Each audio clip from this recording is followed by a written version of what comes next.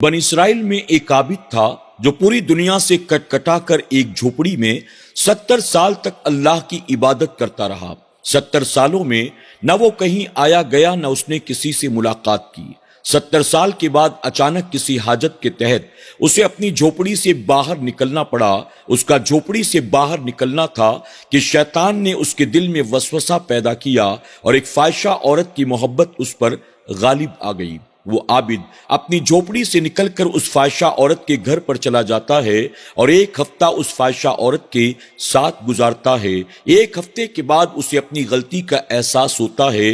एक तरफ 70 साल इबादत है और एक तरफ 7 दिन मैंने अल्लाह की नाफरमानी में गुजार दिए, कहीं अल्लाह कयामत में मेरी पकड़ न कर ले। फौरन अल्लाह की बारगाह में तौबा और इस्तगफार करता है, गिरफ्तारी करता है और उस औरत के घर से निकलकर फिर एक बार अपनी झोपड़ी की तरफ रवाना हो जाता है। अब उसका हाल ये था, हर कदम पर रुकता, 2 रकात नफिल नमाज अदा करता, रब की बारगाह में शर्म और नदामत के आंसू बहाता। इस तरह से वो तौबा करता करता चला जा रहा था।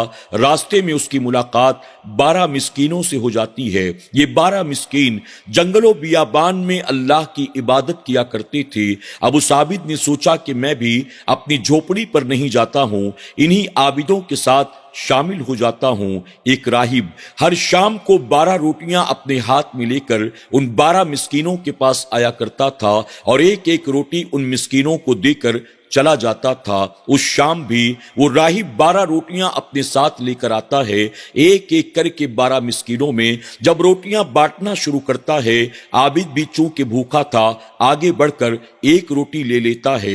अब रोटी बांटने के बाद जब वो राहिब पलटकर वापस जा रहा था, एक मिस्कीन जिसको रोटी नहीं मिली थी उसने राहिब को आवाज देकर कहा, आज आपने मुझे रोटी नहीं दी। राहिब ने सुना तो बड़ा ताज्जुब हुआ, ये 12 मिस्कीन हैं और मैं रोटियां भी 12 लेकर आया था, फिर भला इसे रोटी क्यों कर नहीं मिली।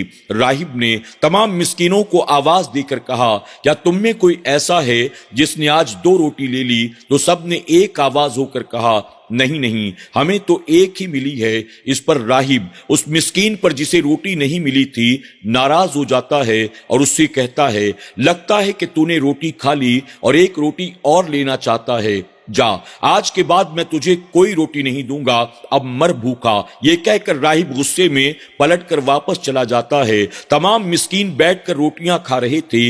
एक मिस्कीन ऐसा था जिसके हिस्से की रोटी आबिद ने ले ली थी। वो मिस्कीन चुपचाप अकेले बैठा था।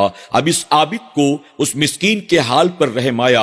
हालांकि वो खुद भी बहुत भूखा था, लेकिन उसने आगे बढ़कर वो एक रोटी उस मिस्कीन के हवाले कर दी। मिस्कीन ने रोटी को लेकर अल्लाह की बारगाह में उस आबिद के लिए दुआ की। इसके बाद फरमाया गया कि उसी रात भूख की वजह से उस आबिद का इंतकाल हो जाता है। मरने के बाद जब उसकी नेकी बदी को तौला गया, 70 साल तक उसने जो बेरिया इबादत की थी, 70 साल की इबादत पर 7 दिन का गुनाह गालिब आ जाता है और अल्लाह तबारक ताला उसकी 70 साल की इबादत को रद्द फरमा देता है। इसके बाद फरिश्ते रब की बारगाह में अर्ज करते हैं कि मौला, तेरे इस बंदे ने मौत आने से पहले एक रोटी तेरे नाम पर सदका की थी। फरमाया गया कि अल्लाह तबारक ताला उसका एक रोटी सदका करना कबूल फरमा लेता है और 7 दिन के उसके गुनाहों को माफ फरमा देता है। सुभान अल्लाह। नाज़रीन इकराम, इस हिकायत से हमें और आपको ये पता चलता है,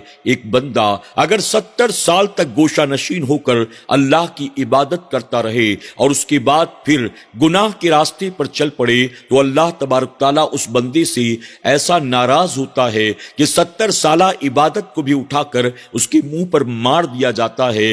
लेकिन अगर वही बंदा अपने रब की राह में सदका वो खैरात करता है, किसी गरीब की, किसी मिस्कीन की, किसी यतीम की, किसी भूखे की, किसी मुसाफिर की, किसी मरीज की, किसी बेवा की मदद करता है, तो अल्लाह तबारक ताला को उस बंदे का यह अमल इतना पसंद आता है, इतना पसंद आता है कि 70 साल की इबादत जो काम न कर सकी, एक रोटी का रब की राह में सदका करना काम कर देता है और अल्लाह तबारक ताला उसके तमाम तर गुनाहों को माफ फरमा देता है। इसीलिए अल्लाह के प्यारे महबूब सल्लल्लाहु अलैहि वसल्लम ने फरमाया, सदका अल्लाह के गजब को ٹھنڈا کرتا ہے، صدقہ رضا الہی کا ذریعہ ہے، صدقہ بری موت کو ٹال دیتا ہے، صدقہ بڑی سے بڑی مصیبت و بلا سے نجات کا سبب ہے۔ میرے آقا صلی اللہ علیہ وسلم نے یہاں تک فرمایا اپنے مریضوں کا علاج صدقے کے ذریعے کیا کرو۔